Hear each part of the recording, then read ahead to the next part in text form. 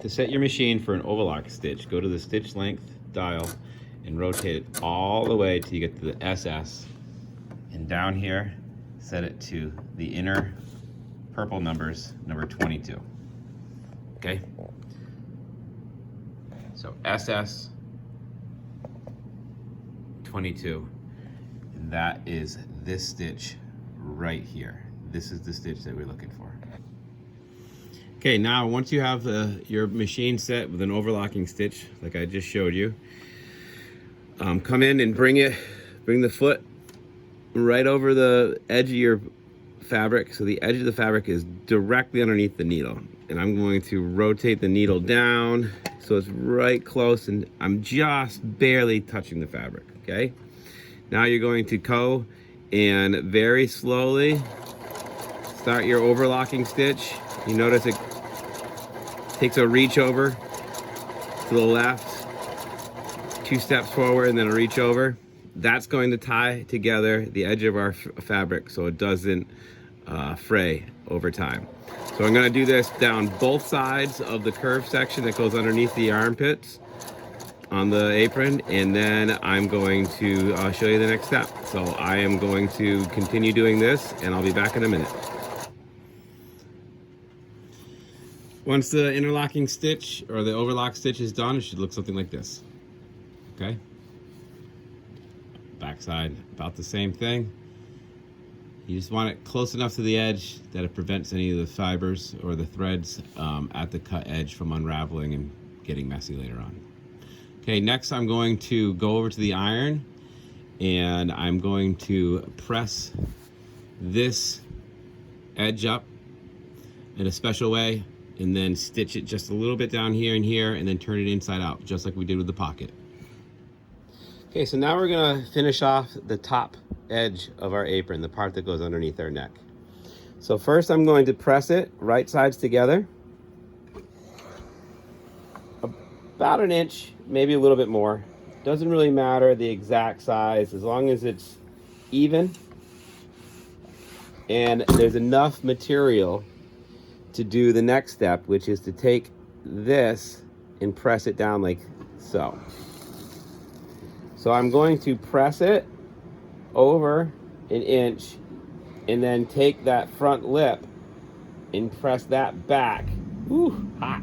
Ah, hot. Press it back a quarter of an inch. So now I have this folded one way over, right sides together, and then at the very edge, a quarter inch of it, the wrong sides together. Okay? Press that. I'm gonna get 2 pins. You don't need to pin it much, but I'm gonna set these pins through both of the folds like that. It's just gonna hold it down enough that when I start the process of stitching it, it's gonna stay together, okay? So I'm gonna go through the triple layer in the beginning and out through the double layer here. Now I'm going to stitch right here, 5/8 of an inch in, and I'm going to stitch it, and then I'm going to turn it inside out, and then we're going to have a nice clean edge at the top of our apron, right underneath our neck. No more frayed edges. And when we turn it inside out, this area is going to get folded in automatically. We'll press that down and then stitch along here. Okay, now we're back at the machine. I'm going to take my folded edge, put it at the 5/8 seam allowance, get my needle pretty much right at the beginning. Don't forget to put your machine back to the regular settings for a straight stitch, okay? And I'm going to come in, back stitch, and then just go right over, right up to the edge of the fold, and then back stitch again. There we go. And then do that to both sides.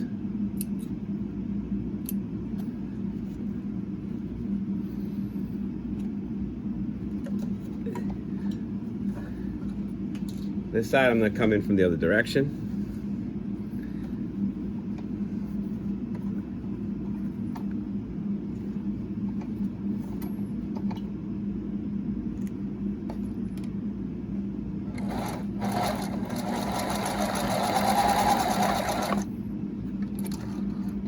Okay, so I got both of those stitched out. Now I'm going to come in and I'm going to clip my corners.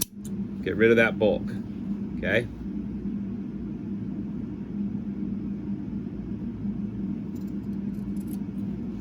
Just like that.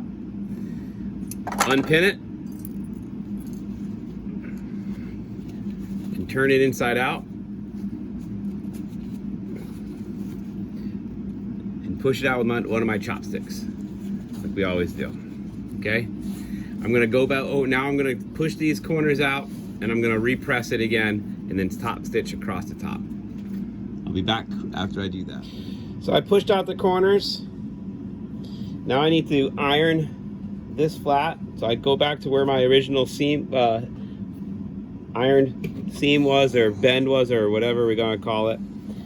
Flatten it out like so. And then if you look, this area that we overlocked, it wants to be bent in the same distance that we just sewed this little hem in. So we're going to take this, hold it down, and press it at about a 1/2 inch, maybe a little bit more, whatever, following the path that the fabric wants to go on. So it's gonna want to be pressed down a certain amount because of what we did right here. So we follow this distance all the way down. You notice we see our overlock stitch on here, holding the frayed ends in place, keeping everything nice and neat. Come over to the other side, do the same thing. So this wants to be right here. We follow it down a little ways and just follow that same seam allowance distance the whole way. About 5/8, maybe a 1/2. We don't really care, it's the inside of the apron. And there we go. So next, bring it to the machine, top stitch across here and down here, okay? So I'll see you over in just a second. All right, after I press that down, I threw a couple pins in. You don't need too many. 3 should be enough, that's all I did. And I'm back to my regular stitching pattern again. Remember, if you haven't already, change it back to a regular straight stitch with your normal distances and all that kind of stuff. So I'm gonna start here, back stitch. And now I can't see where the backs of this overlaps, but I know it's less than 5/8 and a little bit more than a 1/2. So I'm gonna follow it right along that 3/8 line. It's one line beyond the side of your foot. So I'm just gonna stay right on that 3/8 line. Like I said, I just put a couple little needles in, or pins in, just to hold it in place. If you have a very rigid fabric like I did, you probably don't even really need it. It holds the pressing really, really well.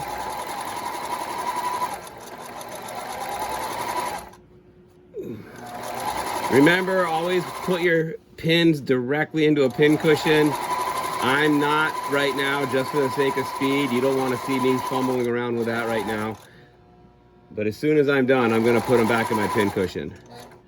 Okay, so I'm going to come up. And now I know that I'm at least 3/4 of an inch worth of space back here. So I'm going to go just beyond my 5/8. I'm in between my 5/8 and 3/4 line, and I'm going to stitch right across.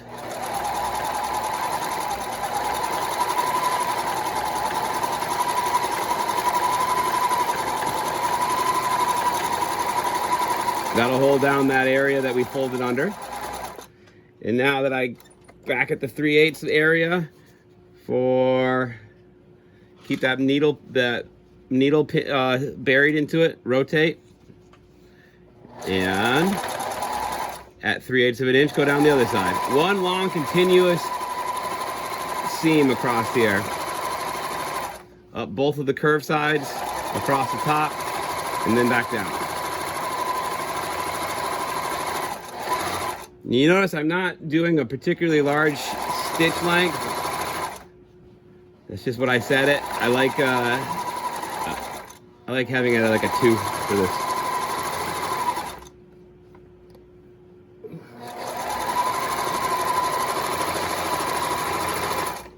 Finish it off back stitching, lift it, trim it. And now I'm gonna do one last step. I like this here, but I'm gonna do one more right across the top also, just for looks. And it's going to make that a little bit more rigid. I'm gonna come in about 1/8 of an inch. So you're gonna actually be able to see it. The foot's barely gonna be covering it on the right side. Okay.